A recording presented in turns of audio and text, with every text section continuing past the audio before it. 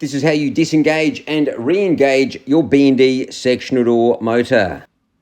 Your B&D sectional door should have an easy to locate, red coloured emergency release cable. All you need to do to release the door is pull straight down on the red cable. Now the yellow tab should be visible from the outside of the red mechanism. You should now be able to simply open your door by hand. As you can see, the mechanism has now come away from the silver index in the chain. Now to put your door back into automatic mode, grab the red cable and pull it towards the motor end. The yellow tab should pull itself right up into the red mechanism, ready to engage back into the chain. If it doesn't re-engage, it means the yellow tab hasn't gone up far enough to click into position. Your door is now back to automatic operation.